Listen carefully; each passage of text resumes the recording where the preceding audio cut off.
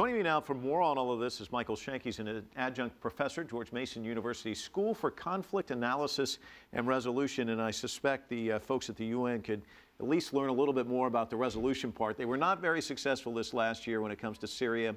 Anything behind the scenes that you think might be happening this week in New York that could probably propel that forward, or are we still stuck in neutral? Well, you're absolutely right about the opportunity for conflict resolution, and the UNGA is the world's opportunity to come together and talk, dialogue, deliberate on global conflicts, including Syria, Israel-Iran, Israel-Palestine, China-Japan over the island dispute.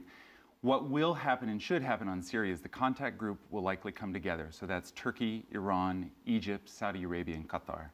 They are the likeliest opportunity for any dialogue, any movement in terms of reforming the Assad regime going forward, because they're all Islamic republics. Iran has come out publicly saying, Assad, you have to embrace democratic reform, and you have to do it nonviolently. So unfortunately, the U.S. has not been inclined to include Iran in any talks vis-a-vis Syria, but thankfully the contact group is, Saudi Arabia is sitting down with Iran. So well, let's talk a little bit about Iran, because Ahmadinejad making headlines with his comments.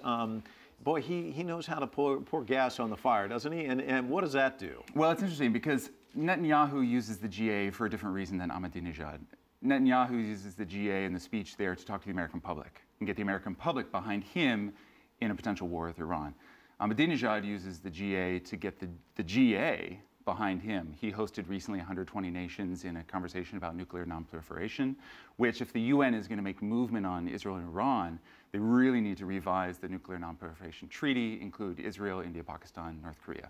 So everyone uses the GA for different purposes, whether it's a monologue, didactic, or conversation. Michael Shenk, thanks so much for your observations. Certainly appreciate it. We'll have you back. Appreciate it.